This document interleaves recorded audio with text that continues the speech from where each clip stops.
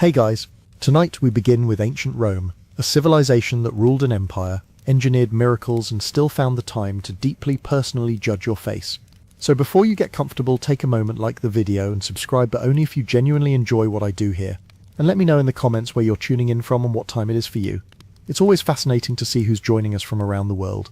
Now dim the lights, maybe turn on a fan for that soft background hum, and let's ease into tonight's journey together. In ancient Rome, beauty was not a compliment. It was a court ruling. Romans did not believe appearances were accidental. To them, your face was a public document, your body a character reference, and your posture a sworn testimony. If you looked orderly, balanced and composed, congratulations, Rome assumed you were a decent human being. If you didn't, Rome immediately suspected poor self-control, weak morals, or a dangerous amount of free time spent thinking instead of obeying tradition. Beauty was evidence of discipline. A symmetrical face suggested inner harmony. Calm features implied emotional restraint. A well-kept body meant you knew when to stop eating, drinking, and enjoying yourself. A very Roman skill. Looking good wasn't about charm, it was about proving you could restrain your worst impulses like a civilized adult and not a roaming barbarian. Roman philosophy loved balance. Too much of anything was a red flag. Too much pleasure, corrupt. Too much grooming, suspicious. Too much muscle, probably a laborer. Too little muscle, possibly soft. You were expected to land perfectly in the narrow, invisible lane labeled respectable, and God help you if you drifted slightly to the left. Judgment was instant. Romans did not wait to hear your opinion on politics, poetry, or olives. They assessed you visually first. Your face told them whether you were reliable, disciplined, or someone who might ruin dinner with emotional outbursts. Beauty wasn't admired, it was decoded, and the pressure was constant. Senators, matrons, soldiers, and citizens all participated in this silent beauty tribunal. If you wore too much makeup, people assumed vanity. Too little, negligence. If you aged poorly, moral decay. If you aged too well, deception. There was no winning, only surviving with minimal gossip. This belief made beauty exhausting, because failing to meet Roman beauty standards wasn't neutral. It suggested personal failure. It implied you lacked discipline, moderation, or basic respect for Roman values. And Rome did not appreciate people who reflected badly on Rome. So before we talk about pale skin, hair dye, or eyebrow opinions, remember this. Roman beauty standards were not about attraction, they were about control. In ancient Rome, your face wasn't asking to be admired. It was being cross-examined. If Roman beauty had a single, non-negotiable rule, it was this: do not look like you work outside. In ancient Rome, skin tone wasn't about health or genetics. It was about class. Pale skin signaled leisure, wealth, and a life spent indoors doing respectable things, like supervising servants or judging other people. Tanned skin, meanwhile, screamed labor, and not the glamorous kind, the kind involving dirt, sun, and effort. All three were deeply unfashionable. To be visibly sun-touched was to advertise that you worked the land, carried loads, or existed too close to agriculture. And while Rome depended entirely on agriculture to survive, it preferred not to see the people doing it. Pale skin was proof that your body had been spared the indignity of usefulness. Elite Roman women took this standard very seriously. They avoided the sun with parasols, heavy clothing, and the kind of commitment usually reserved for religious devotion. Staying pale required effort. You didn't just avoid sunlight, you planned your life around not encountering it accidentally. One careless stroll at noon and suddenly you were ruddy, which in Roman terms was only one step away from socially alarming. Men, interestingly, were allowed slightly more colour, but only slightly. A faint tan suggested military service or controlled outdoor activity. Too much tan, however, implied farming, or worse, manual labour. And nothing undermined Roman dignity faster than looking competent at physical work. To enhance paleness, women applied whitening powders made from chalk and other substances that history now describes as extremely unwise. These powders created an artificial brightness that signalled status from across the room. You didn't need to ask who belonged to the elite. You could see it reflected in the light bouncing unnaturally off their faces. And here's the quietly funny part. Rome worshipped conquest, expansion, and empire, all things achieved outdoors, while simultaneously treating outdoor exposure as socially embarrassing. The empire was built under the sun, but beauty lived firmly in the shade. Skin, then, was a billboard. It announced where you spent your days, how you lived your life, and whether you deserved respect. It wasn't about attractiveness, it was about distance. Distance from labour, distance from necessity, distance from everyone who kept Rome running. In Rome, paleness didn't mean you were delicate. It meant you were important enough not to sweat. Once Roman women accepted that pale skin equaled virtue, the next logical step was simple: manufacture it. Nature, after all, was unreliable. The sun existed. Skin tones varied. This was unacceptable. So Rome did what Rome always did. It applied technology, confidence, and extremely questionable materials. Roman makeup was not subtle. It was functional. Its job was not to enhance beauty, but to correct reality. The most popular cosmetic was face powder, designed to make the skin look as pale, smooth, and light-reflective as possible. These powders were made from chalk, crushed minerals, and in a move that history judges harshly, white lead. Yes, lead. The kind that slowly poisons you. But very fashionably, white lead created a flawless porcelain-like complexion that screamed status from across the room. It also caused skin damage, hair loss, neurological problems, and a slow descent into physical misery. But Rome didn't connect those dots right away, and even if it had, beauty was considered a worthwhile sacrifice. You weren't just looking good, you were signaling moral superiority. Rouge was applied to cheeks to give the illusion of youth and vitality, because nothing says healthy like artificially painted circulation. Eye makeup was dark and dramatic, made from soot or antimony, outlining the eyes to make them appear larger and calmer. Large eyes suggested emotional restraint, thoughtfulness, and most importantly, that you were not constantly overwhelmed by life like some kind of barbarian. Makeup application was a daily ritual, and not a pleasant one. Powders cracked, paint flaked, sweat betrayed you. Maintaining the look required constant attention, frequent reapplication, and an impressive tolerance for discomfort. Servants assisted with this process, which again reinforced the message. If you had time and help for this, you were doing well in society. Roman men officially claimed to dislike heavy makeup on women. Unofficially, they expected the results.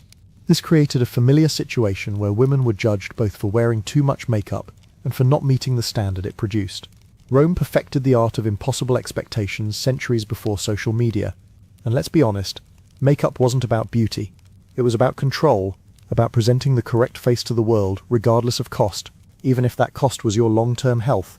In ancient Rome, cosmetics didn't ask, "Do you feel confident?" They asked, "How much are you willing to endure to look respectable?" In ancient Rome, eyes were not just eyes, they were character witnesses. A Roman could look at your eyes and decide whether you were calm, disciplined, intelligent, trustworthy, or someone who would absolutely ruin a dinner party by speaking too loudly. Ideal eyes were large, clear, and composed. Not wild, not overly expressive, certainly not darting around like you were hiding something. Rome preferred eyes that looked like they had their emotions under strict supervision. Large eyes were especially admired because they suggested openness and balance. Small or narrow eyes, on the other hand, were sometimes associated with cunning, dishonesty, or excessive cleverness, which sounds flattering until you remember that Rome deeply distrusted cleverness, unless it belonged to the Senate. Expressiveness was not a compliment. Emotional restraint was. To achieve this ideal, eye makeup was essential. Dark pigments made from soot or antimony were applied around the eyes to create contrast, making them appear larger and more defined. The goal was not seduction, it was composure. You weren't trying to look mysterious, you were trying to look like a person who had never panicked in public. The irony, of course, was that this makeup often caused eye irritation. Many Roman women walked around with watery eyes, mild infections, or permanent damage, all while maintaining the appearance of serene self-control. Nothing says Roman virtue like suffering quietly while pretending everything is fine. Eyebrows played a role here too. Carefully shaped brows framed the eyes and helped maintain balance. Too thin, and you looked frivolous. Too thick, and you looked unrefined. The correct brow communicated moderation, Rome's favourite word when it came to judging others. And here's where Rome gets particularly Roman. Eyes were expected to reflect your moral state even when you weren't trying. A downcast gaze could signal modesty. A steady gaze suggested confidence. Staring too long was aggressive. Looking away too quickly was suspicious. There was a correct way to look at people, and everyone was quietly keeping score. Men were judged by their eyes as well. A Roman man was expected to have a firm, controlled gaze, alert but not emotional. Eyes that appeared soft, overly expressive, or dreamy could undermine masculine authority. If your eyes looked like you were thinking about poetry instead of duty, people noticed and judged. In ancient Rome, eyes were never neutral. They were constantly interpreted, analyzed, and quietly criticized. You weren't just seen, you were read. At some point in Roman history, someone looked at two perfectly separate eyebrows and thought, "This feels excessive." Thus began Rome's complicated relationship with eyebrows. In ancient Rome, connected eyebrows were considered attractive. A single continuous brow was believed to signal intelligence, seriousness, and deep thought.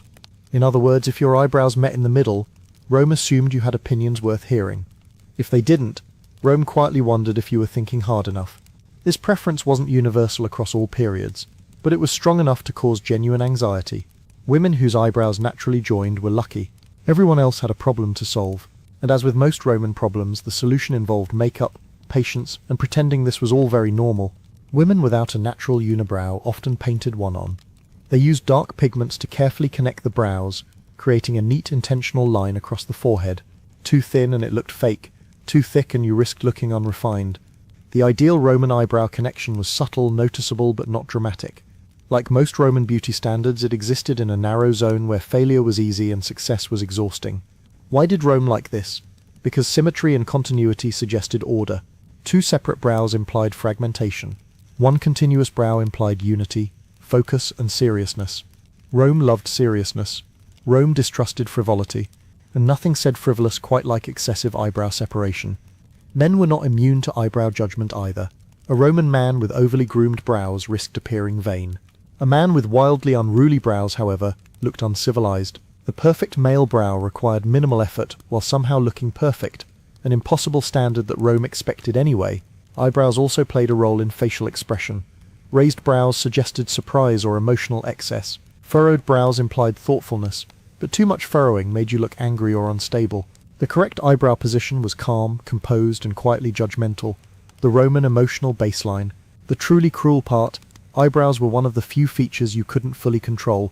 You could powder your skin, you could line your eyes, but eyebrows grew back on their own schedule, completely uninterested in Roman ideals. So people adjusted constantly, plucked here, painted there, checked reflections obsessively, because in Rome, even your eyebrows were expected to participate in the performance of virtue. In ancient Rome, your thoughts weren't the only thing being evaluated.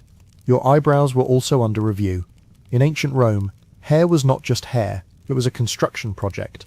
A Roman hairstyle told everyone who you were, how much money you had, how much free time you enjoyed, and whether several other human beings were employed solely to touch your head. Hair was status made visible, and Rome took it very seriously. For women, elaborate hairstyles were the ultimate signal of wealth and leisure. The more complex the hairstyle, the more obvious it was that you did not work. Some styles involved braids stacked on braids, curls arranged into towers, and sections pinned so precisely they resembled engineering diagrams. These hairstyles could take hours to create and required skilled slaves known as hairdressers, whose entire job was making sure one strand out of place didn't ruin your social standing.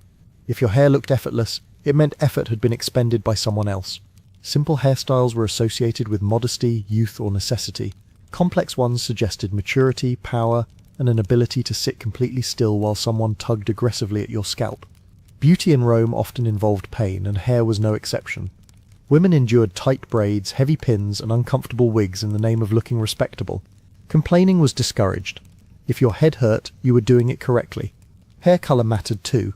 Blonde hair was fashionable, partly because it was rare among Romans. Blonde was associated with youth, novelty, and foreignness, especially Germanic captives, which made it both exotic and desirable. Roman women dyed their hair using plant mixtures, ashes, and substances that smelled like a mistake. The scent lingered. Everyone pretended not to notice.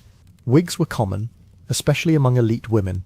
Some were imported from faraway regions, which meant your hairstyle could quietly announce Rome's global reach. Nothing said empire, quite like wearing someone else's hair from another continent. Men's hair was simpler, but still symbolic. A Roman man's hairstyle was expected to be neat, controlled, and conservative. Too long suggested vanity or Greek influence. Too short suggested military life. Baldness was common and not necessarily shameful, but attempts to hide it were mocked relentlessly. Rome tolerated aging. It did not tolerate denial. Hair, in Rome, was never accidental. It was curated, maintained, judged, and interpreted. Your head was not just your own, it was part of your public image. In ancient Rome, a man's greatest beauty achievement was looking like he hadn't tried too hard. Effort was dangerous. Carelessness was worse. The ideal Roman man had to walk a very narrow path between respectable and suspiciously groomed, and falling off either side invited judgment. Roman masculinity valued control, not decoration. A man who looked too polished risked being seen as vain, indulgent, or morally questionable. Excessive concern with appearance suggested softness, self-obsession, or, the ultimate insult, Greek influence. Rome admired Greek culture in theory and mocked it relentlessly in practice. This meant Roman men were expected to look clean and orderly, but not styled. Hair should be trimmed, not fashionable. Skin should be healthy, not glowing, Clothing should fit well, but not draw attention. If someone noticed your grooming choices, you had already failed. Ironically, this created its own kind of pressure. Roman men still had to meet expectations. They just weren't allowed to acknowledge the effort required to meet them. A man who smelled bad was negligent. A man who smelled too good was suspicious.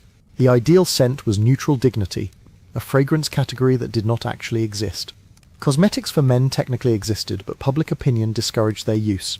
A man who powdered his face or darkened his eyes risked ridicule. Satirists loved mocking men who spent too long in front of mirrors, portraying them as ridiculous, untrustworthy, or secretly unmanly. Rome's message was clear. If you wanted to be admired, you had to pretend admiration didn't matter. Even bathing, which Romans did frequently, was framed as hygiene, not vanity. You bathed to stay clean, not to look attractive. Any overlap between the two was carefully ignored. Grooming was acceptable only if it appeared incidental. Age also played in a man's favour. Unlike women, Roman men were allowed to grow older visibly.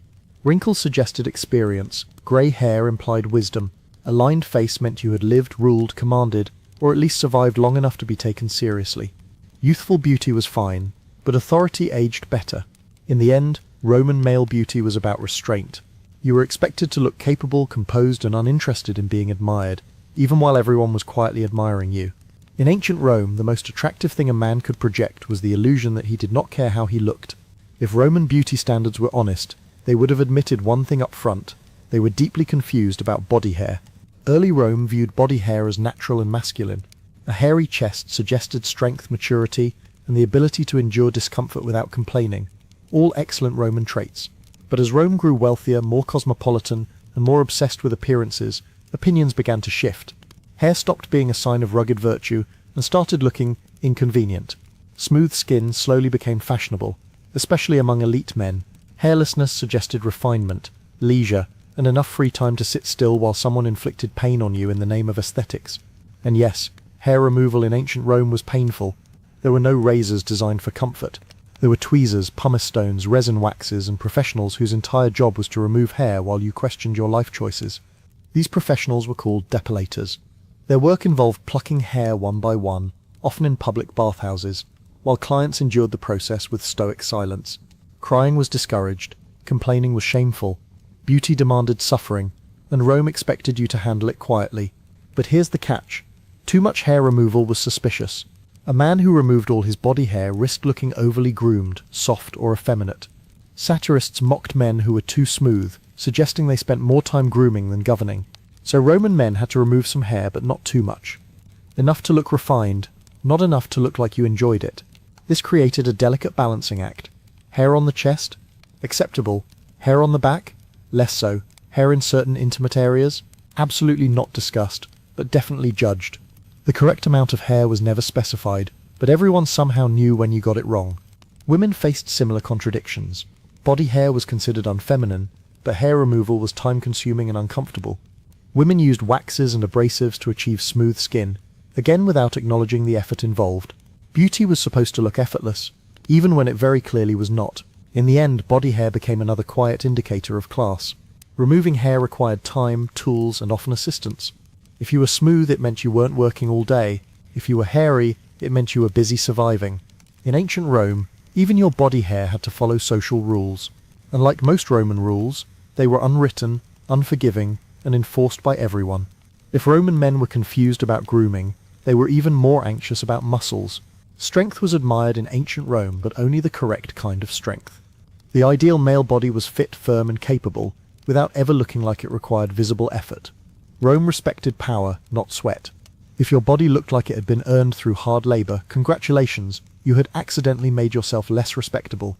The perfect Roman man had moderate musculature, broad shoulders were good, a strong chest was fine, defined arms suggested discipline, but excessive muscle, that raised questions. Too much bulk implied manual labor, gladiatorial training, or a suspicious amount of time lifting heavy objects instead of issuing commands. Rome preferred bodies that suggested authority, not exertion. This is why statues of Roman statesmen often show idealized but restrained physiques. They're fit, but not intimidating. Strong, but not hulking. Their bodies say, I could fight if necessary. Not, I fight for entertainment. Gladiators were admired, but they were not role models. They were spectacles. Impressive, dangerous, and socially separate. Exercise was encouraged, but discreetly. Roman men trained to stay healthy and ready for military service, but not to sculpt themselves into walking displays. The gymnasium existed, but vanity was frowned upon. You exercised to fulfill your duty, not to admire yourself in reflective surfaces. If you looked like you enjoyed it too much, people noticed. Fatness was also criticized, but carefully. Excess weight suggested indulgence, lack of discipline, and a failure to control appetite, all deeply un-Roman traits. Satirists loved mocking overweight elites, portraying them as greedy, soft, and morally compromised. A thick body implied a thick character. At the same time, being too thin was suspicious as well. Frailty suggested weakness, illness, or a lack of vigor. The ideal body existed in a narrow, unforgiving middle ground, strong but not bulky, lean but not fragile, impressive but not showy, and of course aging shifted expectations. A young man was allowed to look athletic, an older man was expected to look dignified. Muscles mattered less than posture, presence, and confidence. Authority aged better than abs. In the end, the Roman male body wasn't meant to inspire desire. It was meant to inspire confidence, respect, and obedience. In ancient Rome, the ideal body didn't say, "Look at me." It said, "Listen to me." In ancient Rome, faces mattered almost as much as laws, possibly more. You could break a rule and recover. You could not easily recover from having the wrong face. Roman beauty standards placed enormous importance on facial features, not because they were decorative, but because they were believed to reveal leadership potential. A good Roman face looked like it had opinions, experience, and the emotional range of a well-trained statue. Strong noses were admired, especially on men. A prominent nose suggested authority, decisiveness, and a certain talent for issuing orders without asking for feedback. Small or delicate noses were sometimes associated with weakness or excessive refinement, which Rome tolerated only in poetry and children. Jawlines mattered too. A firm jaw implied resolve and self-control. A soft jaw suggested indulgence, laziness, or a troubling relationship with snacks. Roman satirists had a long-standing hobby of mocking men whose faces looked too comfortable, implying their moral discipline had also gone soft. Symmetry was praised, but perfection was suspicious. An overly flawless face looked artificial, as if it had never experienced stress, responsibility, or the crushing weight of empire. Minor imperfections, a slightly crooked nose, a lined forehead, a weathered look suggested maturity and credibility. Rome trusted faces that looked like they had survived things. This is why Roman portrait busts are so honest. Wrinkles are visible, asymmetries are preserved, features are exaggerated rather than softened. These were not flattering selfies, they were political statements. A Roman leader wanted to look experienced, not beautiful. Youth was temporary. Authority was the goal. Women's faces were judged differently. Softness and symmetry were admired, but expressions were expected to remain calm and controlled. Excess emotion distorted the face, which distorted perception. A woman who looked too expressive risked appearing unstable or immoderate, neither of which Rome found charming. Facial expression itself was part of beauty. Raised brows, widened eyes, or dramatic reactions were discouraged. The ideal Roman face looked like it was always one breath away from issuing a measured judgment. In Rome, your face didn't just show who you were, it suggested what you were capable of. And if your features didn't inspire confidence, authority, or restraint, Rome quietly adjusted its expectations, usually downward. Beauty, once again, was not about admiration, it was about command. In ancient Rome, scars were not flaws, they were credentials. A visible scar, especially on a man, was proof that you had lived correctly or at least dangerously enough to impress others.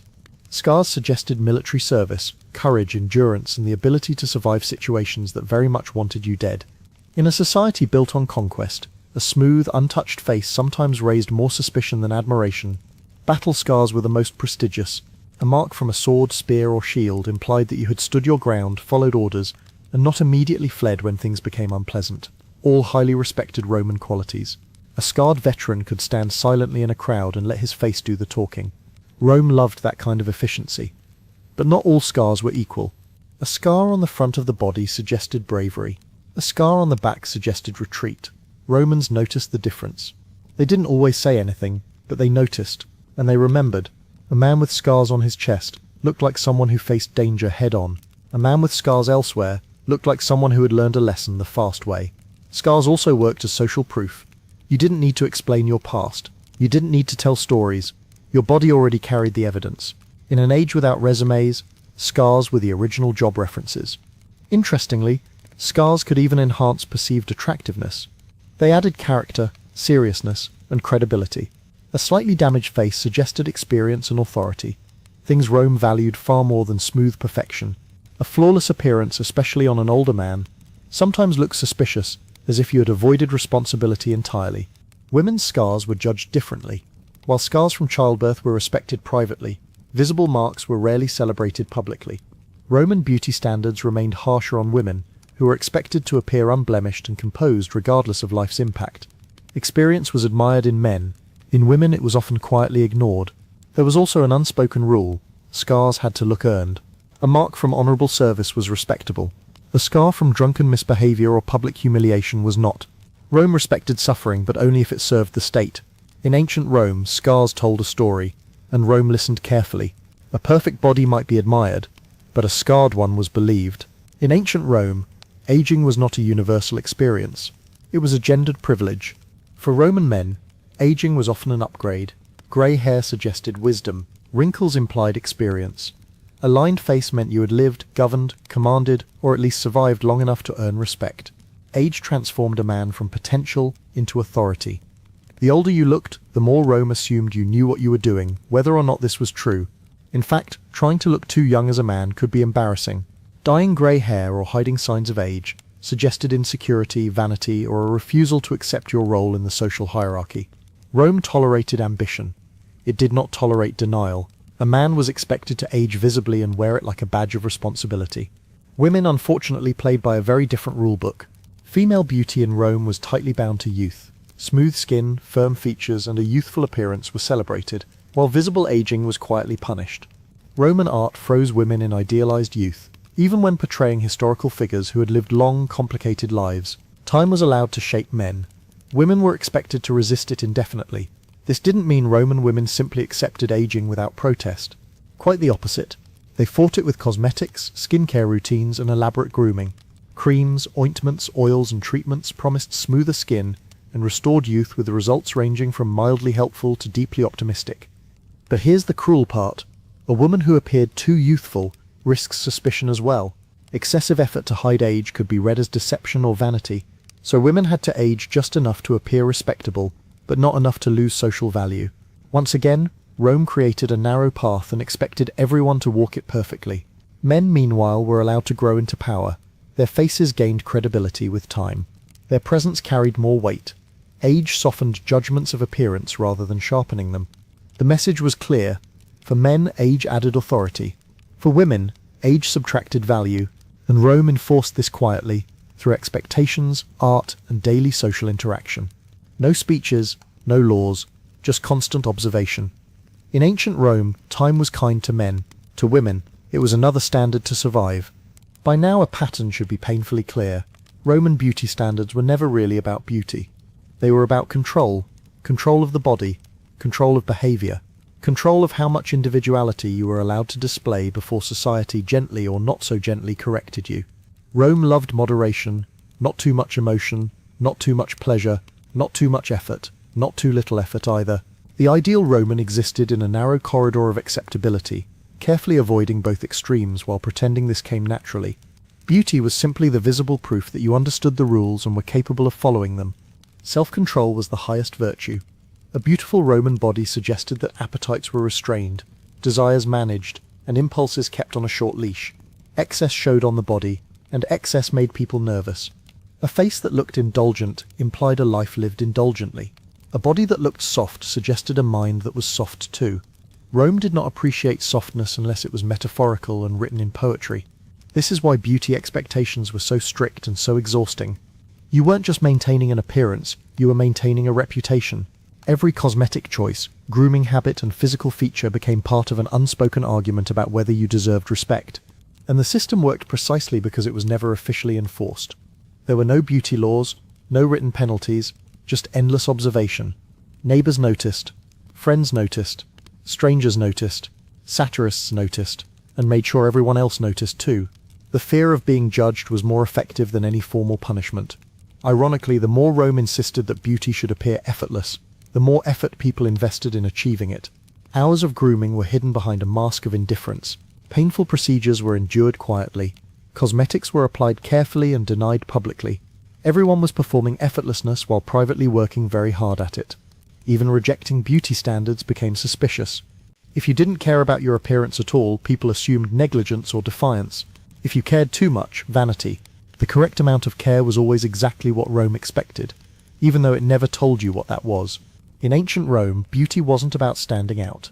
It was about fitting in perfectly, and the real goal wasn't admiration. It was approval, silent, constant, and absolute. The cruel genius of Roman beauty standards was that most people were never meant to meet them. On paper, the ideals sounded reasonable.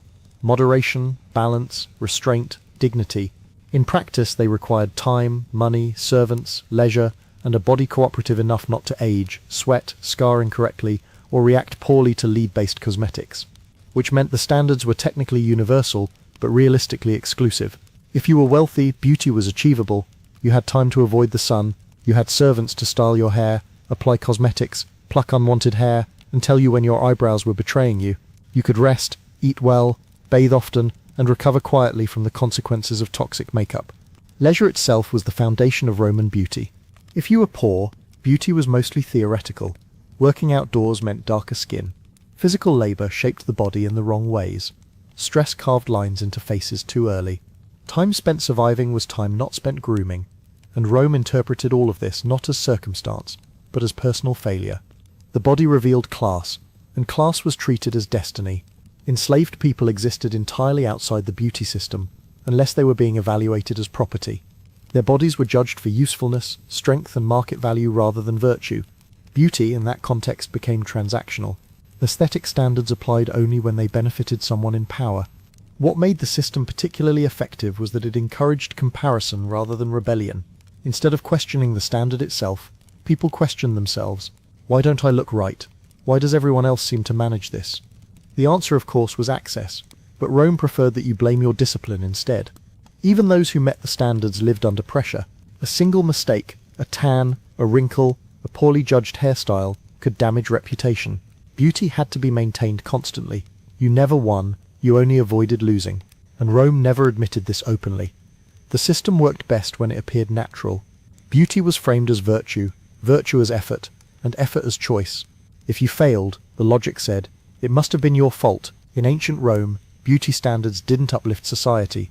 They organized it, and they ensured that the same people stayed admired, while everyone else stayed anxious. In ancient Rome, beauty was never something you had. It was something you were constantly defending. There was no finish line, no moment where you achieved the ideal and were left alone.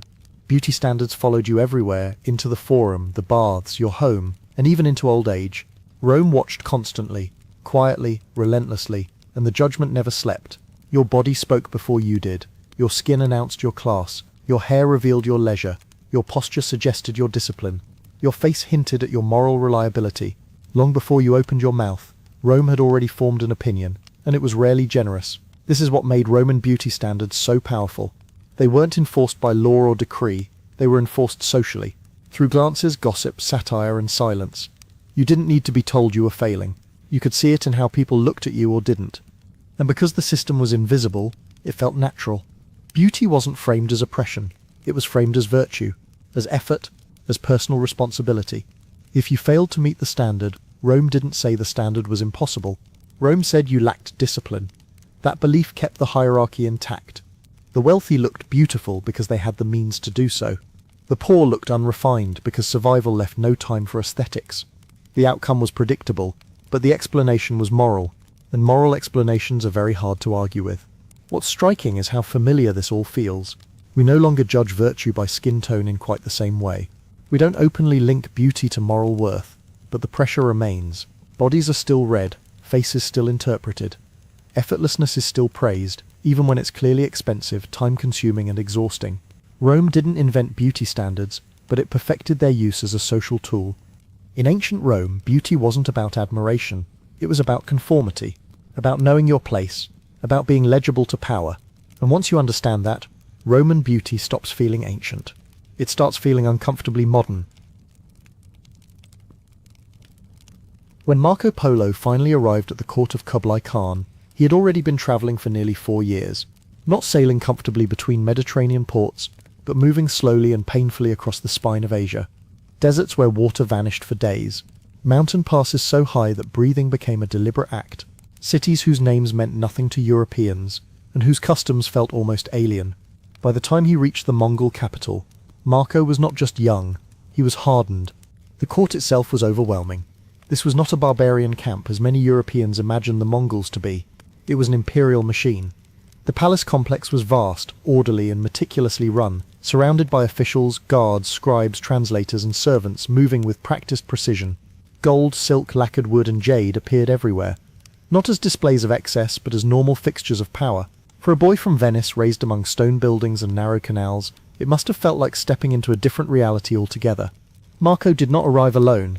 He came with his father Niccolo and his uncle Maffeo, merchants who had already met the great Khan years earlier. That prior connection mattered. The Mongol Empire valued loyalty, memory and usefulness. Kublai Khan was not interested in Marco because he was exotic. He was interested because he might be useful. A foreigner with no local alliances could be trusted in ways native officials sometimes could not. The young Venetian was examined closely. He was questioned, observed and tested. He spoke multiple languages, learned quickly, and showed curiosity rather than fear. He listened more than he talked. In a court filled with ambitious men eager to impress, this restraint stood out. Kublai Khan, already ruling the largest empire the world had ever seen, had little patience for arrogance. What he valued was competence. This first meeting was not dramatic in the way legends later made it. There was no instant promotion, no cinematic declaration. Instead, there was something more dangerous and more powerful. Interest. Marco Polo was allowed to stay. He was given time to learn, and in that quiet decision, made deep inside the heart of the Yuan court, the course of his life and eventually Europe's understanding of Asia began to change. Once Marco Polo was permitted to remain at the court of Kublai Khan, survival depended on adaptation. This was not a place where charm alone carried weight. The Yuan court functioned through discipline, hierarchy, and relentless observation. Every official was watched, every report was evaluated, and every outsider was quietly tested to see whether they could become useful or disposable. For Marco Polo, the first real challenge was learning how the empire actually worked. The Mongol state was vast, stretching from Korea to Eastern Europe, but it did not rule through chaos. It ruled through systems. Messages travelled by relay stations placed a day's ride apart. Taxes were assessed with brutal efficiency. Records were kept meticulously, often in multiple languages. Marco had never seen bureaucracy on this scale. In Europe, power still clung to land, bloodlines and personal favours. Here, power moved on paper. Marco began as an observer. He watched officials debate logistics, food supply and provincial disputes with cold pragmatism. There was little sentimentality. If a road failed, it was repaired. If an official failed, he was replaced. Loyalty mattered, but competence mattered more. Over time, Marco absorbed this way of thinking. He learned that the empire did not ask whether something was traditional. It asked whether it worked. Language became his most valuable weapon. Marco picked up Mongolian and Persian quickly, and likely some form of Chinese administrative speech. This allowed him to move between worlds inside the court: translators, merchants, tax officials, and military administrators. Each group saw only part of the empire. Marco, by listening to all of them, began to see the whole. Kublai Khan noticed, not because Marco spoke well, but because he reported clearly. When asked about regions he had travelled through, Marco did not embellish. He described roads, crops, cities, and trade goods with practical detail. This was information an emperor could use. Slowly, almost imperceptibly, Marco shifted from guest to asset. The Mongol court prized foreigners precisely because they had no local loyalties. A Venetian could not be bribed by Chinese clans or Mongol aristocrats. His survival depended entirely on the Khan's favour. That made him reliable, dangerous perhaps, but reliable. By the end of these early years, Marco Polo was no longer just learning about the empire. He was learning to see the world the way the empire did, as territory to be measured, governed and connected. And once you learn to see like that, you are no longer merely a traveller. You become part of the machine itself. Once Marco Polo proved that he could observe clearly and report honestly, Kublai Khan did something far more revealing than granting him a title. He sent him away. In the Mongol world, trust was not shown by keeping someone close, but by giving them responsibility far from the centre of power. Marco was dispatched across the empire on official business, sometimes as a messenger, sometimes as an inspector. These journeys were not ceremonial. Marco travelled through northern China, Yunnan, Tibet, and possibly Burma, moving along routes that few Europeans would see for centuries. He encountered cities larger than anything in Europe, regions with their own laws and customs, and administrative systems that functioned with astonishing regularity. Everywhere he went, he saw the same imperial fingerprint: standardized taxation, regulated markets, and officials accountable to a distant but very real authority. What struck Marco most was how connected everything was. The empire moved information with speed. Relay stations supplied fresh horses, food and lodging for imperial travelers. Orders issued in the capital could reach the far provinces in days rather than months. Compared to Europe's slow, fragmented kingdoms, this felt almost unnatural, as if the empire itself were alive and thinking. Marco's role was to look, listen, and report. He noted agricultural practices, mineral resources, trade goods, and population patterns. He described salt production, coal usage, and river transport in careful detail. This was not sightseeing, this was intelligence gathering. And Marco, intentionally or not, became a living extension of the Khan's eyes. His foreignness continued to protect him. Local officials could not easily manipulate him, and they knew his reports went directly upward.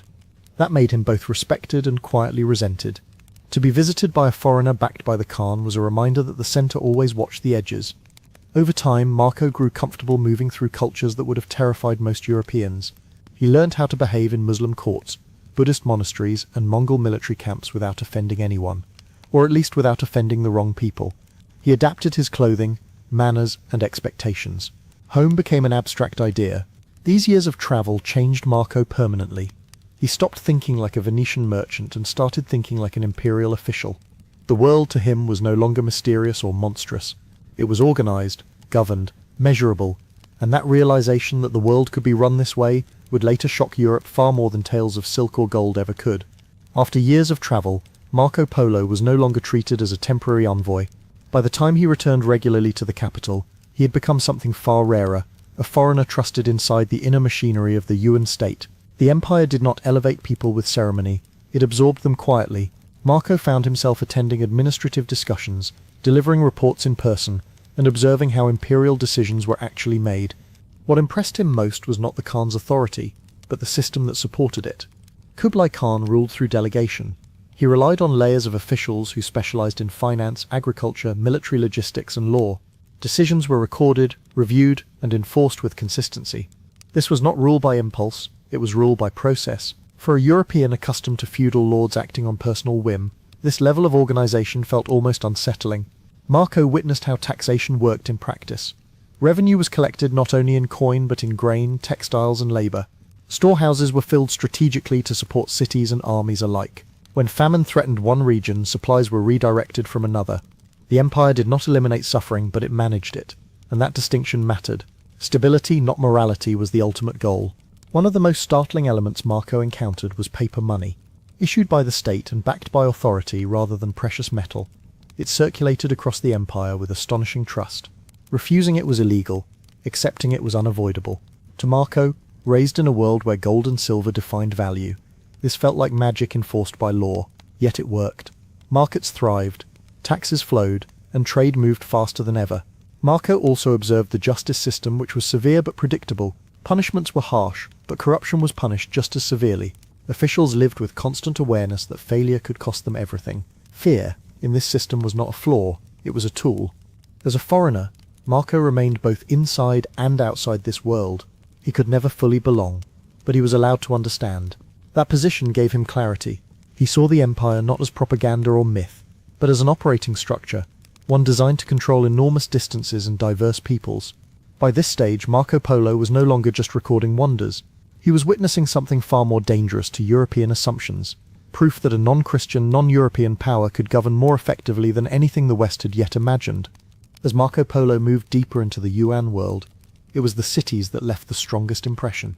Not their beauty alone, but their scale. Cities in China were not clusters of buildings surrounded by fields. They were vast organisms, carefully planned and densely populated, functioning at a level of complexity that Europe simply did not possess at the time. Marco struggled to find comparisons that would make sense to his future readers because none truly existed. The greatest of these was the capital itself, a city laid out with precision and intention. Wide avenues allowed traffic to move efficiently. Districts were organized by function, separating markets, residences, and administrative centers. Canals and waterways brought food directly into the city, reducing reliance on long overland transport. Grain arrived steadily, not as emergency relief but as routine supply.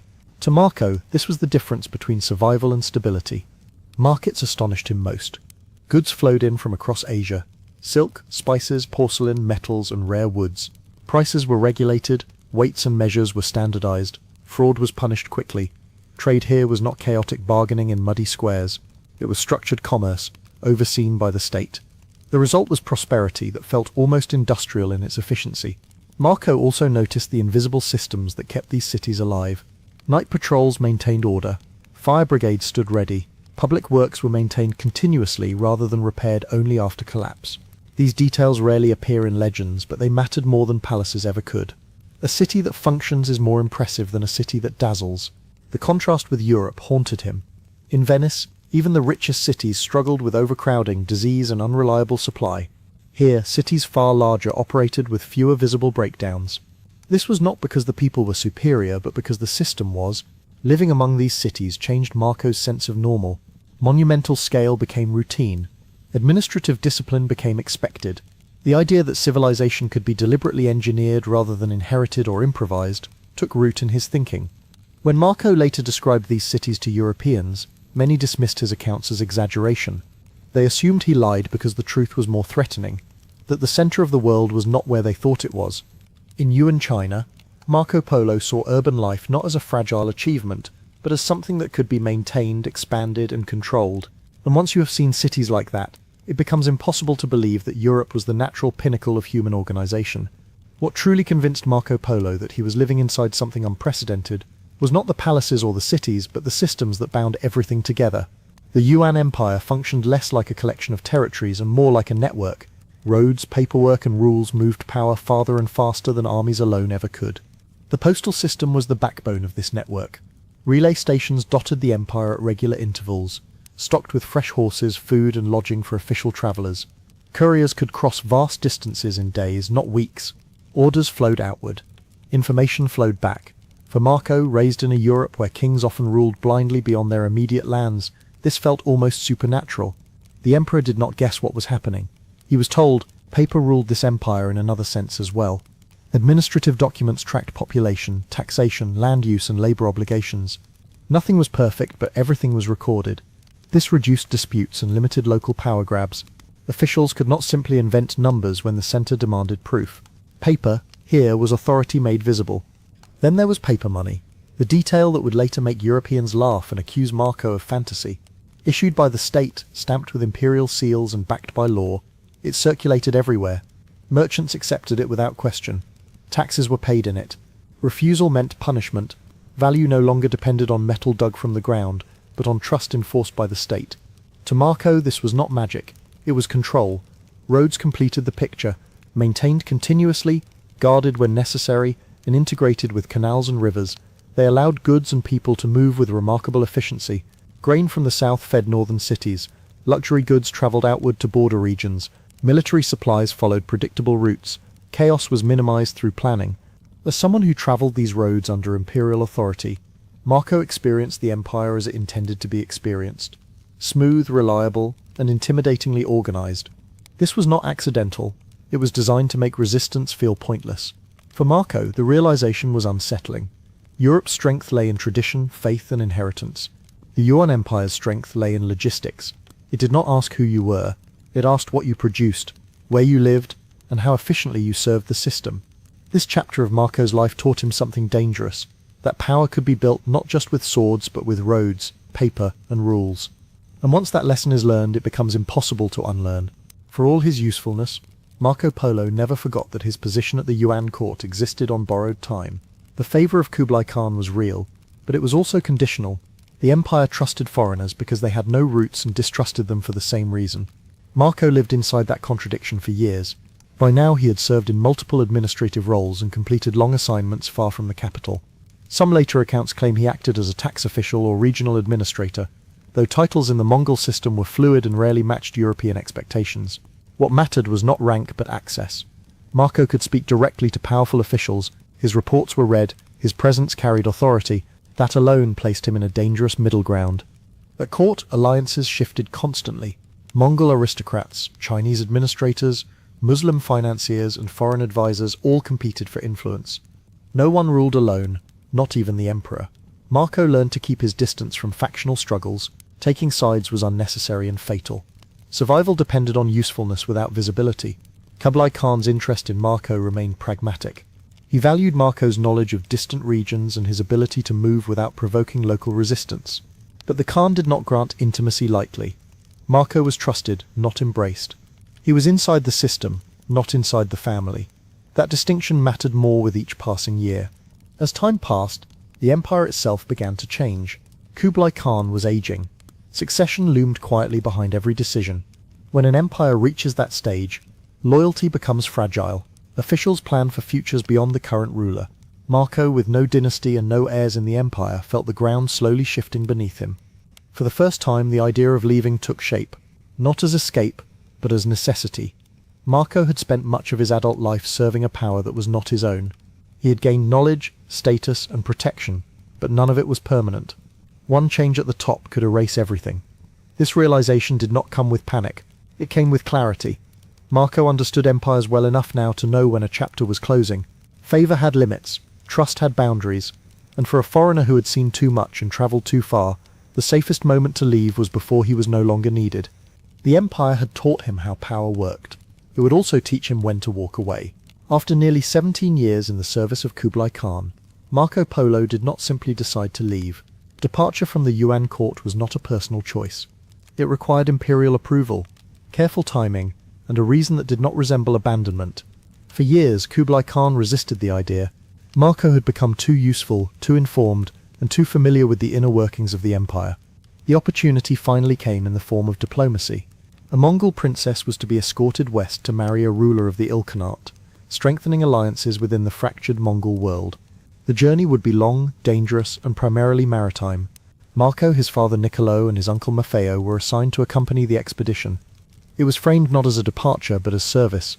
That distinction made all the difference. The voyage itself was brutal. Leaving from southern Chinese ports, the fleet crossed the South China Sea, passed through Southeast Asia, and moved across the Indian Ocean. Storms wrecked ships. Disease spread among the crew. Of the hundreds who began the journey, only a fraction survived to reach their destination. Marco later described this journey with noticeably less wonder than his time at court. The romance of empire fades quickly at sea.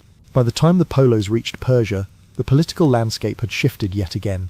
The intended groom had died, and the marriage arrangements were altered. The Mongol world Marco had known was fragmenting into rival centers of power. Unity, once enforced by sheer momentum, was beginning to strain.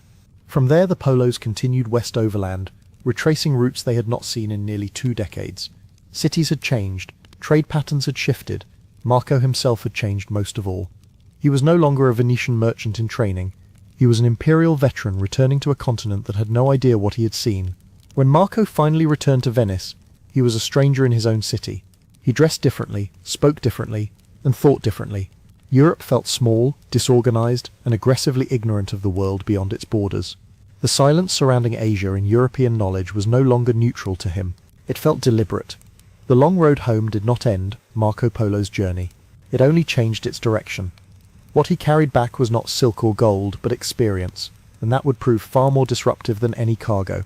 When Marco Polo finally settled back into life in Venice, the greatest challenge he faced was not reintegration, it was disbelief. Europe had not changed in his absence.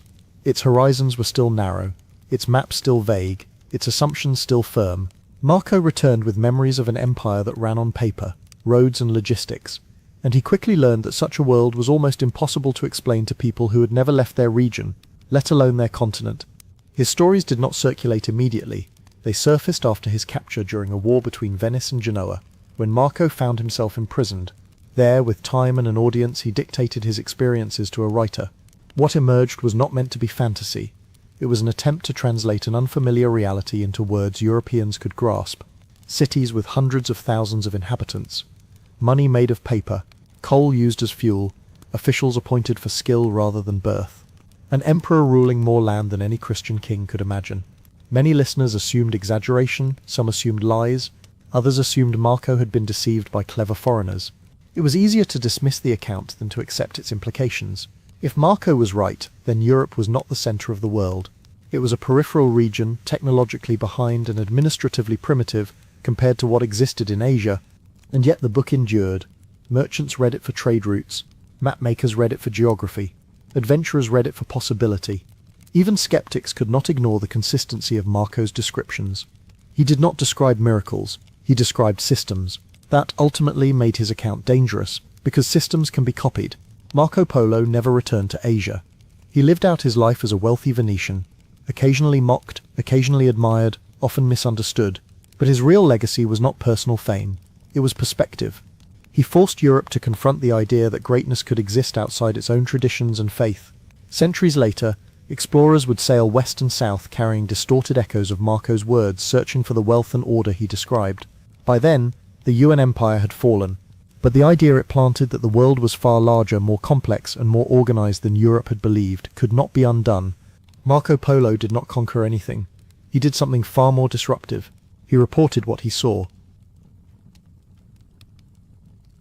Few love letters in history feel as exposed as those written by Napoleon Bonaparte to Josephine. They are not elegant declarations meant for posterity.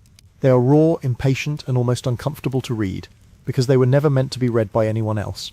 Napoleon wrote them while campaigning, moving constantly, surrounded by soldiers, maps, mud, and the pressure of command. And yet, between orders and battles, his thoughts collapsed inward toward one person he could not control. His letters to Josephine de Beauharnais swing wildly in tone. One moment he is tender, longing, and vulnerable. The next he is jealous, accusatory, and wounded. He begs her to write more often. He counts the days since her last letter. He imagines her absence in obsessive detail. This is not the calm voice of a man secure in love. This is the voice of someone terrified of losing it. What makes these letters so striking is the imbalance of power they reveal. Napoleon, who commanded armies and reshaped Europe, had almost no authority in his marriage. Josephine was older, socially skilled, and emotionally distant. She moved easily through Parisian salons while Napoleon marched across continents. The more powerful he became publicly, the more helpless he seemed privately. His letters read less like romantic gestures and more like emotional supply lines, fragile threads keeping him connected to a world he feared was moving on without him. There is very little poetry in his writing. Instead, there is urgency, short sentences, repetition, demands disguised as affection. He complains when she does not write. He imagines betrayal without evidence. He oscillates between devotion and resentment, sometimes within the same page. These are not the letters of a mythic hero. They are the letters of a man who cannot sit still with uncertainty. And that is precisely why they endure. Napoleon's love letters do not flatter the reader. They unsettle. They show how love can strip away discipline and strategy, leaving only need. They also reveal something uncomfortable about history's great figures. Ambition does not cancel insecurity. If anything, it amplifies it. In the end, these letters did not save the marriage. Josephine remained distant, and Napoleon eventually divorced her for political reasons. But the ink survived, and within it remains a reminder that even the most controlled lives can unravel in private, especially when love refuses to obey the rules of empire. If Napoleon's letters expose hunger, the letters of Frida Kahlo expose pain, unfiltered, unapologetic, and deliberately visible. Frida did not write love letters to soothe or reassure. She wrote to reveal. Her letters to Diego Rivera read like emotional self-portraits, composed with the same brutal honesty found in her paintings. Frida's love for Diego was not gentle. It was obsessive, cyclical, and deeply entangled with suffering. Their relationship was marked by infidelity, separation, reunion, and constant emotional friction. Frida knew Diego would betray her. She expected it, and yet she continued to write to him, not to pretend the pain did not exist, but to place it directly in his hands. Her letters are lyrical, but never decorative. She mixes tenderness with accusation, devotion with self-awareness. She writes about her body breaking down, about surgeries, miscarriages, and chronic pain, and then pivots suddenly to desire. Love for Frida was inseparable from physical suffering. She did not separate romance from reality. She fused them. What makes her letters remarkable is their lack of self-censorship. Frida does not attempt to appear strong, virtuous, or composed. She admits jealousy. She admits dependency. She admits rage. But she also claims her agency. Even when pleading, she refuses to shrink. Her love letters are not performances meant to win approval. They are declarations of existence. This is who I am, this is how I feel, and I will not dilute it. Unlike Napoleon, Frida did not write from a position of outward power. Her authority came from honesty. She understood that Diego might not change. She understood that love might not save her. And yet she wrote anyway, not because she believed letters could fix him, but because they allowed her to articulate herself fully. In this way, Frida's love letters feel modern. They anticipate a world where emotional truth matters more than idealized romance. They refuse fantasy. They insist on complexity. Love in her writing is not redemptive. It is consuming, contradictory and real. These letters endure because they do not ask the reader to admire the relationship. They ask the reader to witness it. Frida Kahlo turned private correspondence into emotional evidence, proof that love does not need to be beautiful to be honest, and that honesty itself can be an act of defiance. Among all famous love letters, none are as enigmatic as the letter addressed simply to the immortal beloved, written by Ludwig van Beethoven in the summer of 1812. Unlike Napoleon's frantic pages or Frida Kahlo's emotional exposure, this letter was never sent. It was found after Beethoven's death, folded carefully among his private papers, as if preserved not for its recipient, but for himself. The letter is intense, contradictory, and restless. Beethoven writes in bursts, shifting rapidly between devotion and despair. He speaks of love as something eternal and impossible at the same time. He longs for union, yet accepts separation as unavoidable. Ever thine, ever mine, ever ours, he writes. A line that has echoed through centuries precisely because it resolves nothing. It promises everything while explaining nothing. What makes the letter extraordinary is its context. Beethoven wrote it while travelling, emotionally isolated, increasingly deaf, and deeply frustrated by a world that could hear his music but not understand him. Love here becomes both refuge and torment. The immortal beloved is portrayed not as a fantasy, but as a real woman constrained by circumstance, social barriers, marriage, distance, or all three. Beethoven does not challenge these obstacles directly. He mourns them. The mystery of the beloved's identity has fueled endless speculation. Scholars have proposed several women, each plausible, none definitive, but the unresolved question may be the point. The letter is less about who she was, and more about who Beethoven became when writing to her. Stripped of public reputation and artistic legacy, he appears fragile, needy, and profoundly human. Unlike conventional love letters, this one does not seek reassurance. It does not ask for a reply. It exists in a suspended emotional state, hovering between hope and resignation. Beethoven seems to understand that love for him may never be lived fully, only expressed, imagined, and endured. That restraint gives the letter its power. There is no jealousy, no accusation, no drama directed outward. The struggle is entirely internal. Love becomes something private and absolute, untouched by public life or social expectation. In a sense, the immortal beloved belongs only to the letter itself. Beethoven's music would later be celebrated for its emotional depth and tension. This letter reveals where that intensity lived when sound failed him. It shows that even genius does not clarify love. Sometimes it only makes its absence louder, preserved forever in ink, unanswered and unresolved. Long before modern romance, the letters between Peter Abelard and Heloise captured something far more enduring than passion, love that survives catastrophe. Their correspondence does not glow with youthful infatuation. It aches with memory, regret and intellectual intimacy forged in the aftermath of disaster. Abelard was one of the most brilliant minds of 12th century Europe. Confident, celebrated, and controversial. Heloise was his student, but also his equal, intellectually gifted, fiercely articulate and emotionally lucid. Their affair, secret and intense, ended in scandal. When Heloise became pregnant and their relationship was exposed, Abelard was brutally punished. Castrated by agents of her family, he retreated into monastic life. Heloise, at his urging, entered a convent. What followed was not silence, but letters. Years later, when Heloise read Abelard's account of his sufferings, she wrote to him, and what she wrote is astonishing. She does not pretend holiness erased desire. She admits that even in prayer she thinks of him. She confesses that her vows were acts of obedience, not devotion. Love for her had not ended. It had simply been redirected inward. Abelard's letters are restrained, philosophical, and self-protective. He urges spiritual reflection. He reframes their suffering as divine correction. Heloise refuses this framing. She insists on emotional truth. Where Abelard intellectualizes, Heloise remembers. Where he seeks redemption, she seeks recognition of what was lost. This imbalance gives their correspondence its power. These are not symmetrical love letters. They are arguments about memory, meaning, and whether love can be transformed into something holy without becoming a lie.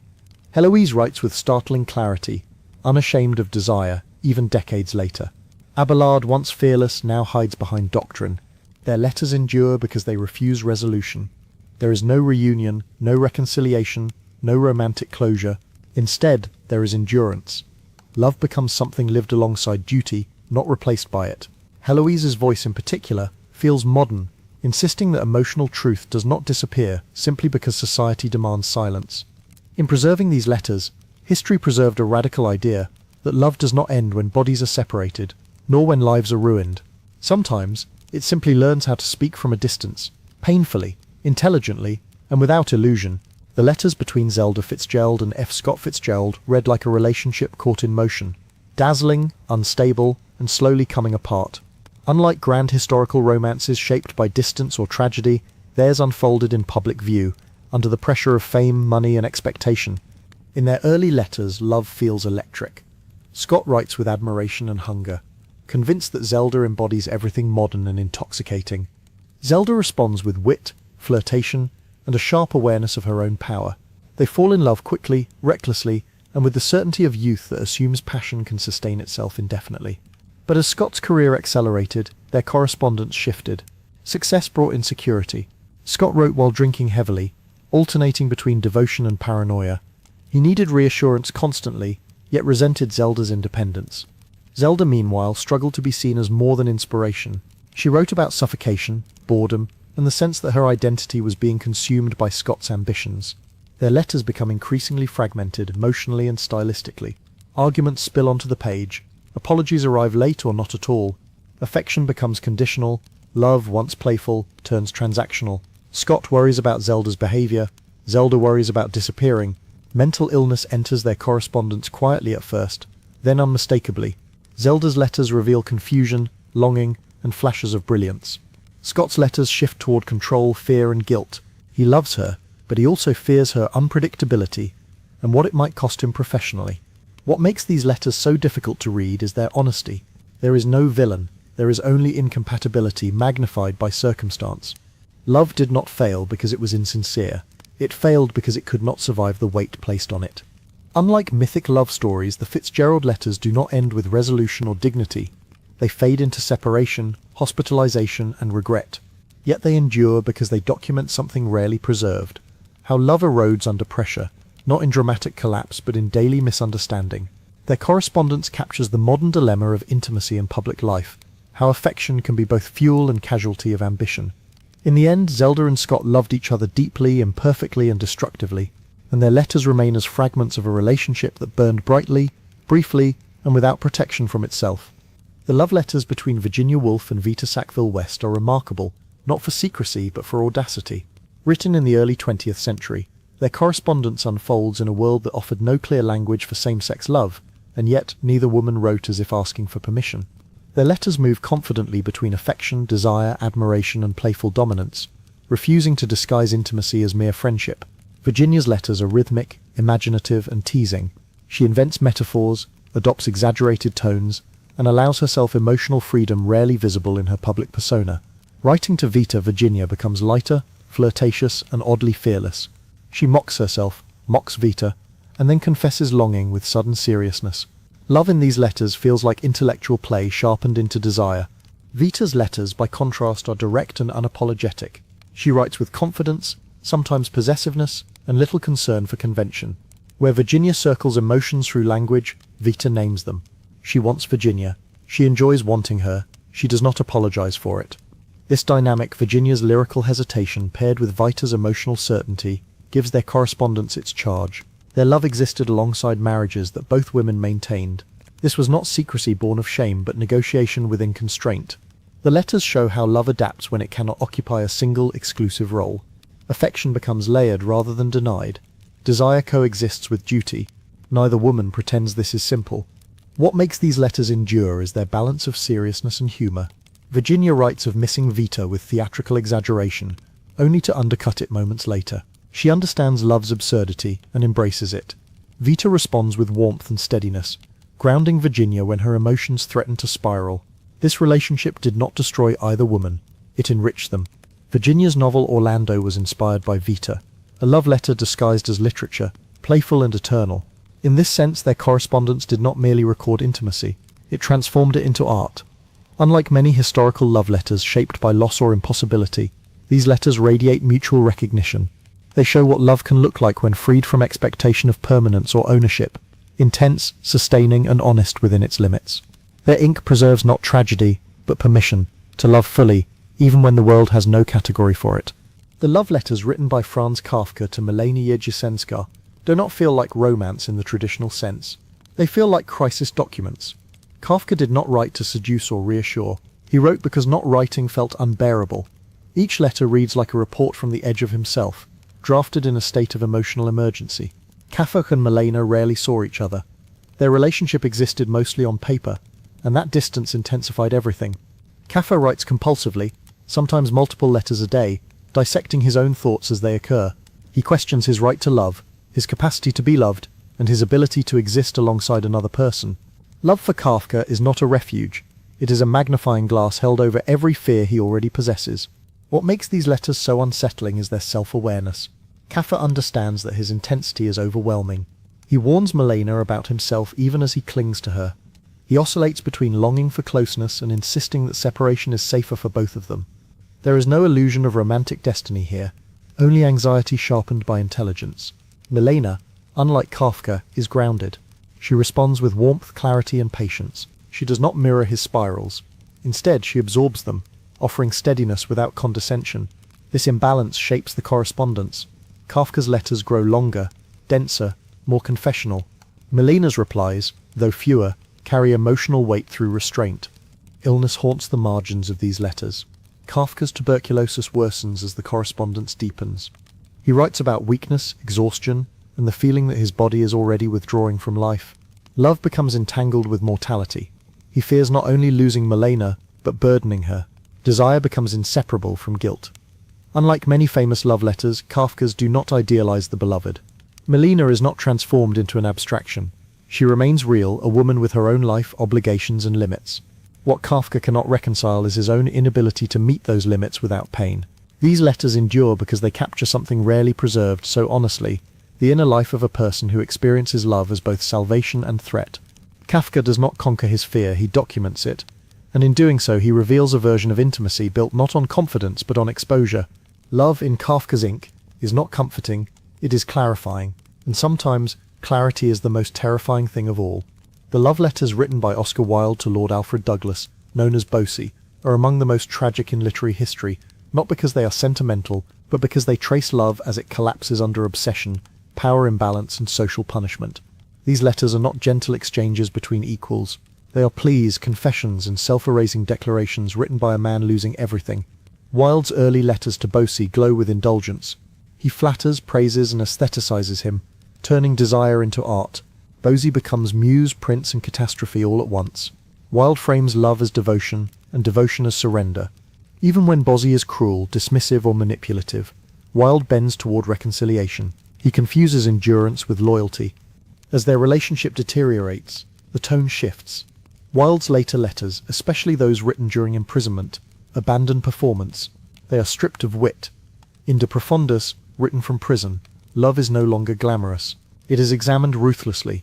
Wilde admits his failures, his blindness, and the cost of loving someone who did not protect him when it mattered most. What makes these letters unbearable is Wilde's awareness. He understands that Bosie contributed to his downfall, yet he refuses to fully sever emotional attachment. He writes not to accuse, but to understand. He reframes suffering as spiritual education, attempting to salvage meaning from humiliation and loss. Love becomes something that must be redefined in order to survive at all. Unlike many romantic letters, Wilde's do not seek reunion. They seek transformation. He no longer asks Bosie to love him back. He asks him to understand what their love destroyed and what it revealed. Wilde writes from a place where reputation, freedom, and comfort have already been stripped away. All that remains is reflection. These letters endure because they document love after consequence. Not love as fantasy, but love as aftermath. Wilde shows what happens when affection collides with a society determined to punish it. He also shows how love, even when destructive, can become a source of insight rather than denial. Oscar Wilde's letters from prison are not romantic in the traditional sense.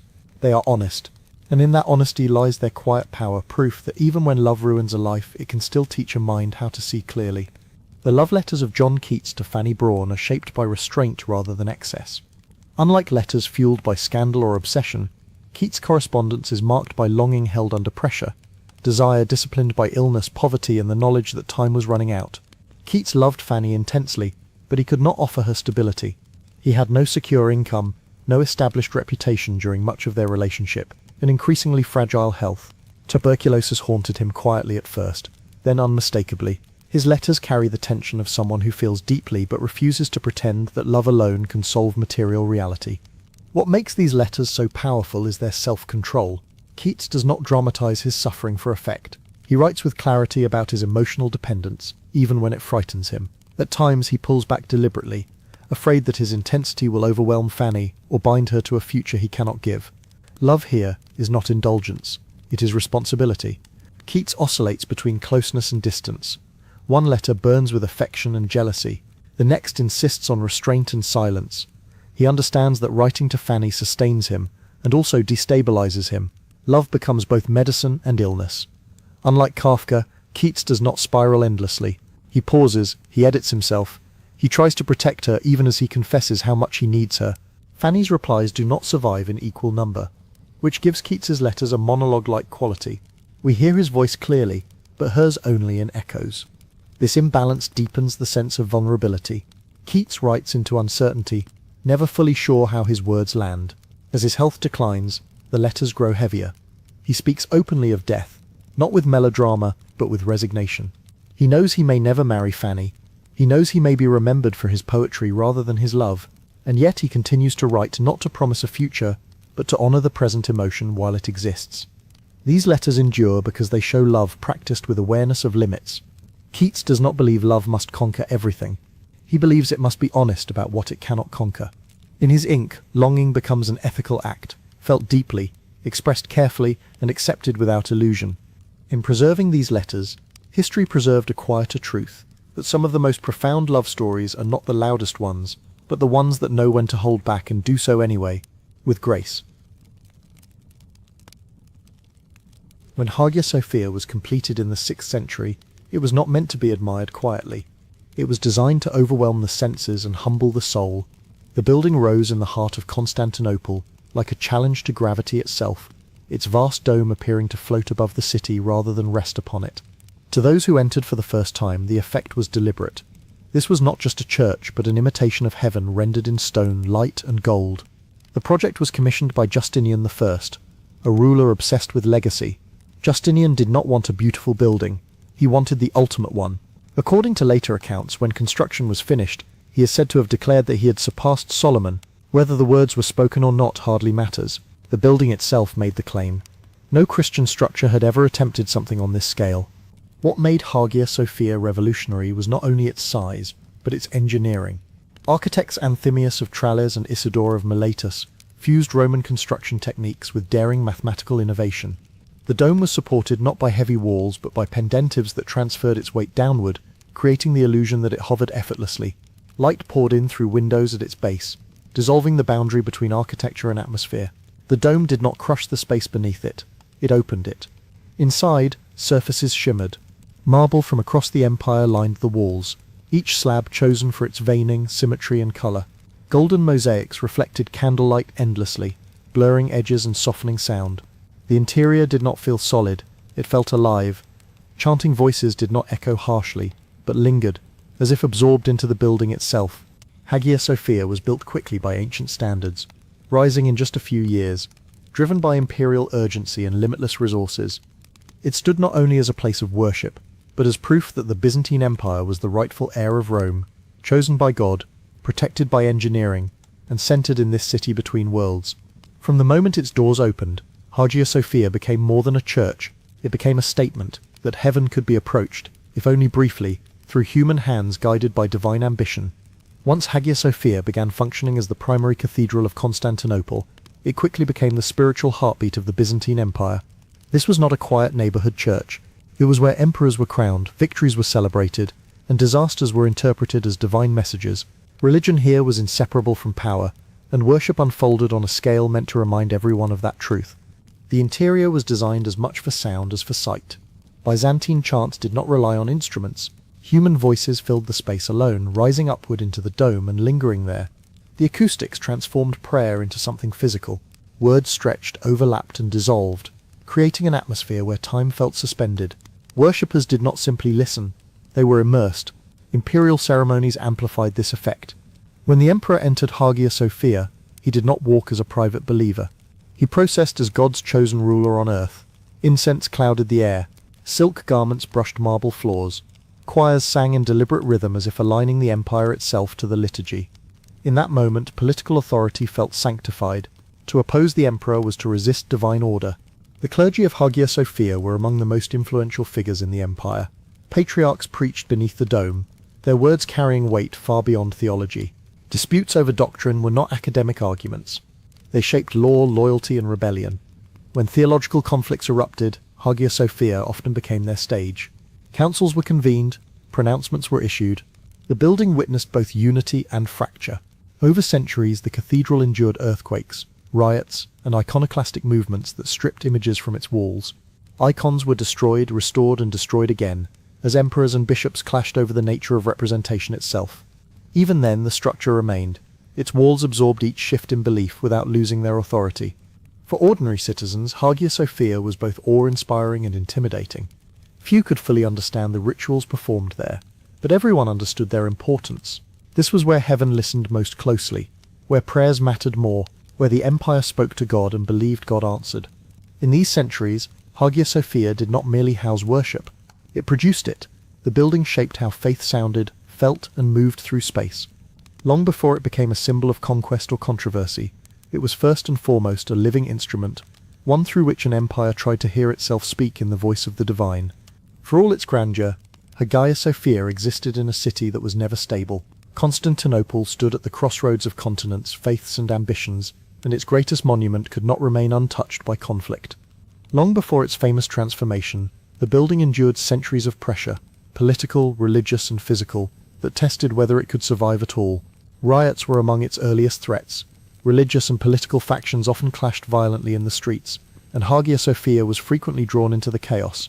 During periods of unrest, crowds flooded the cathedral seeking refuge, turning a place of worship into a shelter of last resort. Fires broke out nearby more than once, and each time the structure was scarred, repaired, and reinforced. Survival became part of its identity. Earthquakes posed an even greater danger. The daring engineering that made the dome seem weightless also made it vulnerable. Several times, sections of the dome collapsed, sending stone crashing into the nave below. Each collapse was interpreted not only as a structural failure, but as a spiritual warning. Repairs were rushed, prayers intensified, and architects were summoned to strengthen what had seemed impossibly strong. Buttresses were added, angles adjusted. Hagia Sophia learned to adapt. Religious conflict left marks less visible but no less profound. During the period of iconoclasm, sacred images were removed or destroyed under imperial orders. Walls once covered in golden saints were left bare, stripped of faces meant to guide devotion. Later generations restored the mosaics, layering belief on top of belief. The building became a palimpsest, faith written, erased, and written again. The most traumatic blow came not from within but from outside. In the early 13th century, foreign armies breached Constantinople during the Fourth Crusade. Hagia Sophia was looted, sacred vessels were stolen, altars were desecrated. For the first time, the cathedral served a different Christian authority, its rituals altered by conquerors who claimed to share the same faith. Yet even this occupation was temporary.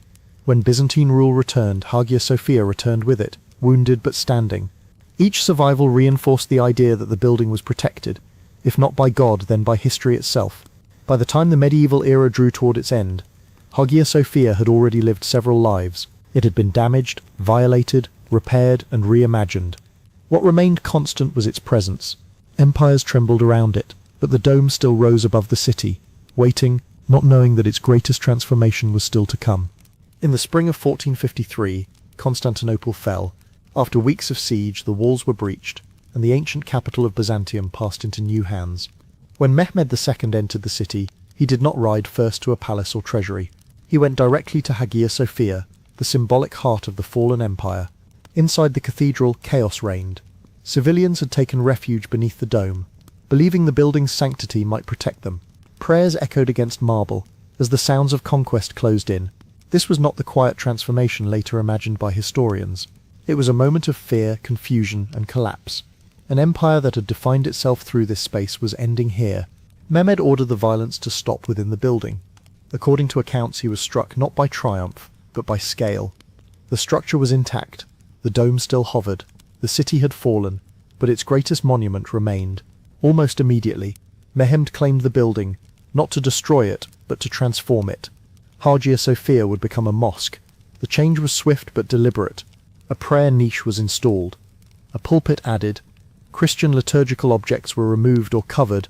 Mosaics were plastered over, not smashed. The structure itself was respected, even preserved. For the Ottomans, conversion was not an act of erasure alone, but of inheritance. The building's power was too great to abandon. It needed to be absorbed. The first Islamic prayer was held under the dome that had once carried Byzantine chant. Arabic replaced Greek. Prostration replaced procession. The direction of devotion shifted, but the sense of awe did not. The space still dwarfed the human body. It still suggested something vast and eternal overhead. This moment redefined Hagia Sophia's meaning. It was no longer exclusively Christian, nor merely Byzantine. It became imperial again, this time for a rising Ottoman world. The building did not resist. It adapted as it always had. For many, this transformation symbolized loss. For others, fulfillment. For the structure itself, it was survival through change. Hagia Sophia did not belong to one empire anymore. It belonged to history's momentum, shaped not by belief alone, but by those powerful enough to redefine sacred space without tearing it down. Under Ottoman rule, the dome remained, and beneath it, a new chapter of whispered prayers began. Once Hagia Sophia became a mosque, its transformation unfolded gradually rather than violently. The Ottomans did not rush to remake the building in their own image. Instead, they listened to it. They observed how it stood, how it aged, and how it responded to time. What followed was not replacement, but accommodation. Minarets were added one by one over generations, rising like punctuation marks around the ancient dome. They did not compete with it, they framed it. Each addition marked a period of confidence and continuity, signaling that the building now served a new faith without surrendering its past. From these towers, the call to prayer drifted across the city, layering new sound over old stone. Inside, the space grew quieter. Christian mosaics were covered but not destroyed. Faces vanished beneath plaster, yet their presence lingered invisibly, sealed rather than erased. This silence was intentional. The Ottomans understood the power of restraint. By leaving the structure intact, they claimed not just a building, but the authority of history itself. Ottoman architects studied Hagia Sophia carefully. They measured it, sketched it, and learned from it. Its daring dome became a reference point for generations of mosques that followed. In this way, Hagia Sophia shaped Islamic architecture, just as it had once shaped Christian worship. The building became a teacher, transmitting knowledge across belief systems without speaking a word. Daily life returned beneath the dome. Worshippers prayed on carpets laid over ancient marble. Footsteps softened. Light filtered differently as lamps replaced candles. The building adjusted to new rhythms, new gestures, new expectations, yet the sense of scale remained unchanged. The human body still felt small beneath the vast curve overhead. Earthquakes continued. Repairs followed. Buttresses were strengthened. Cracks were sealed. Each intervention preserved the structure while acknowledging its vulnerability. The Ottomans did not treat Hagia Sophia as untouchable. They treated it as alive, something that required care, attention, and adaptation. Over time, the building ceased to feel foreign to its new role.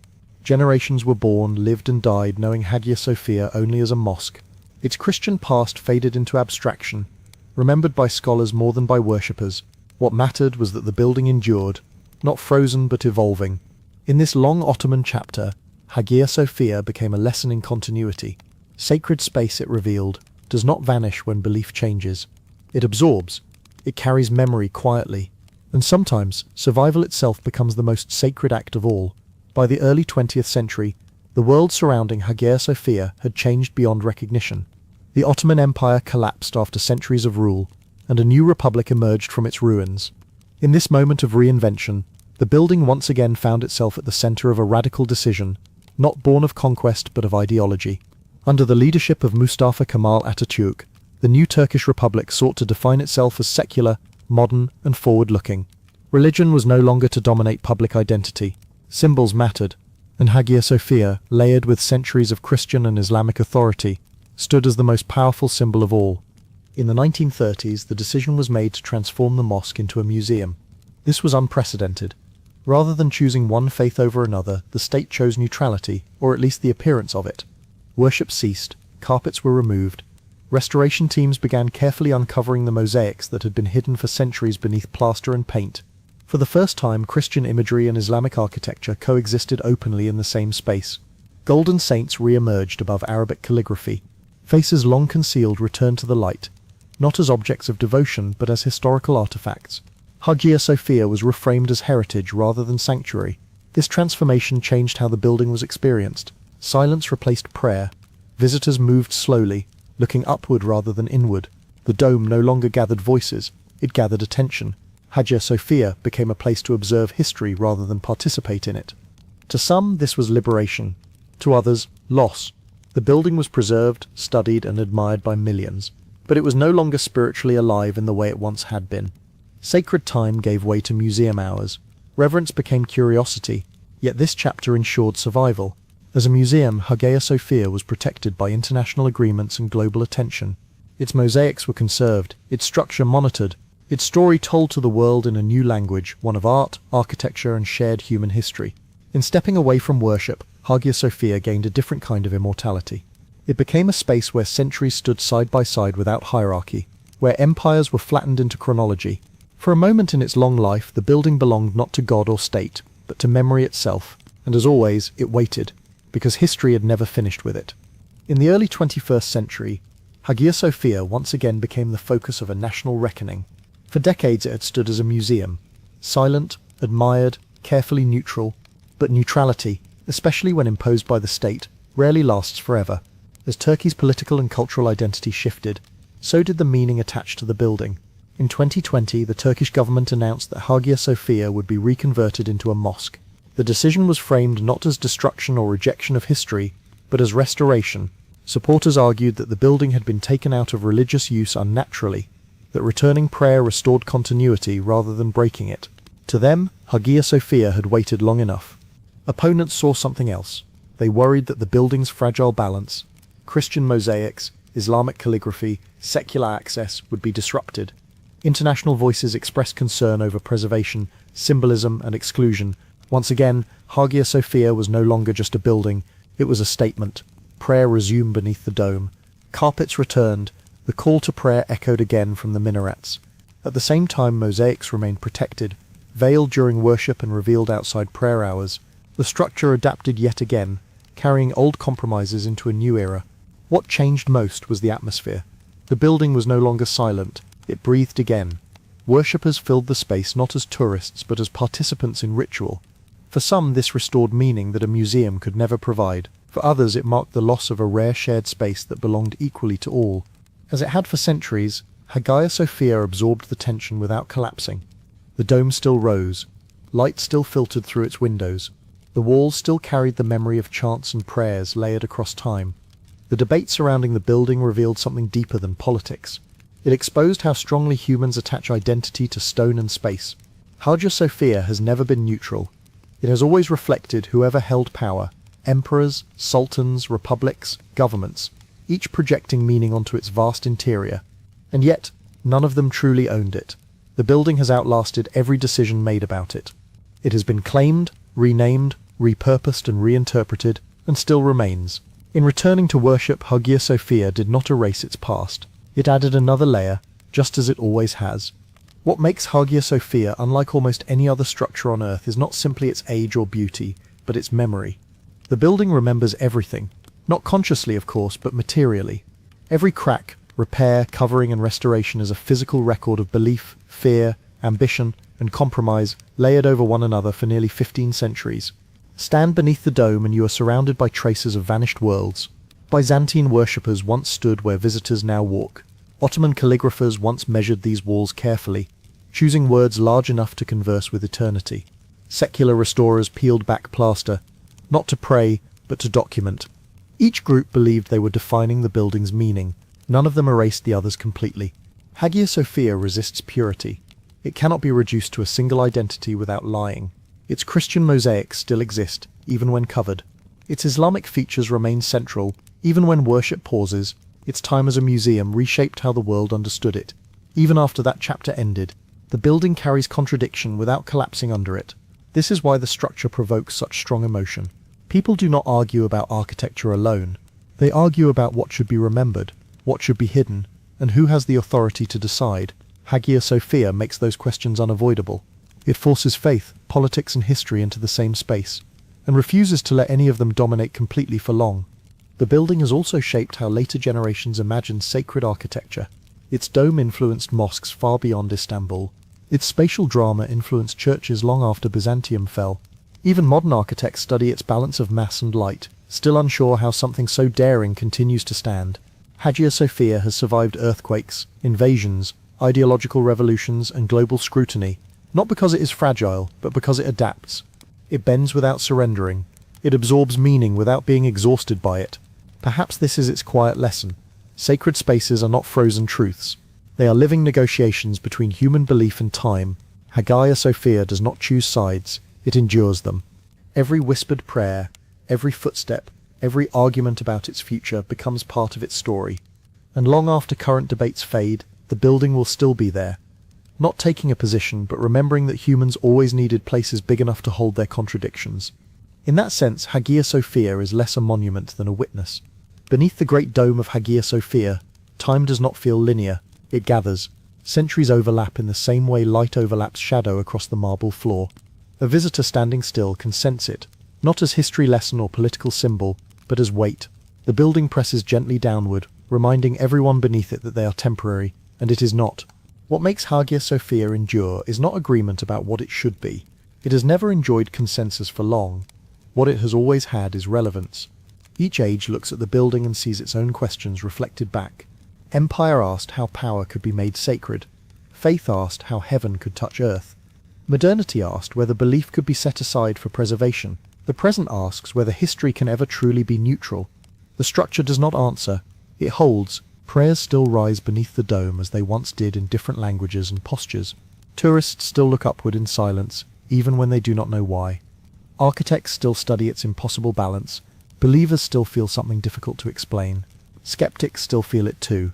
Hagia Sophia does not require belief to produce awe. This is why it has survived where so many symbols have failed.